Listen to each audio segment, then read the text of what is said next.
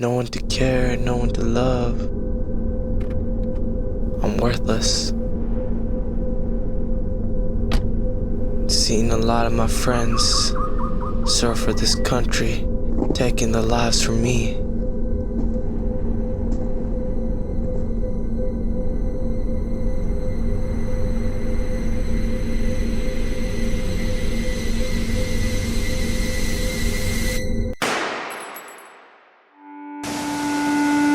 Over 500,000 veterans are diagnosed with PTSD, and 50% have a higher risk of suicide.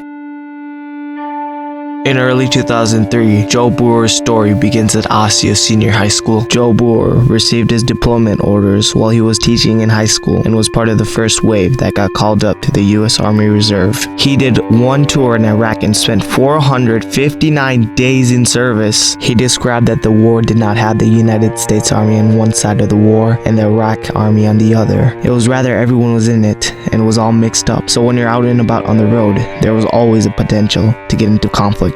I had to order people to go do things that put them directly in harm's way, and that was very, very difficult. When you are put into these stressful situations on a regular basis, this could cause you to develop a lot of trauma. Joe had bilateral tinnitus, which means both of his ears ring constantly. He also has hearing loss on his left ear by having exposure to loud mortar fire and bombs dropping. Having to take shelter from bombs dropping on a regular basis was one of the reasons why he and some of his friends struggled with PTSD. Lucky for Joel, his PTSD was not major, but some of his friends still have PTSD till this day. When I was over in Iraq, I only prayed for 3 things every night. I wanted all my soldiers to get home in one piece. I wanted to get home to my family, that was number 2, and number 3, I wanted to get back to the students at Osseo. So I had all 3 of my prayers answered. His friends that struggled with PTSD unfortunately had experienced divorce, homelessness, being secluded from the real world, and most problematic would be suicidal thoughts. A person can be seemingly doing fine,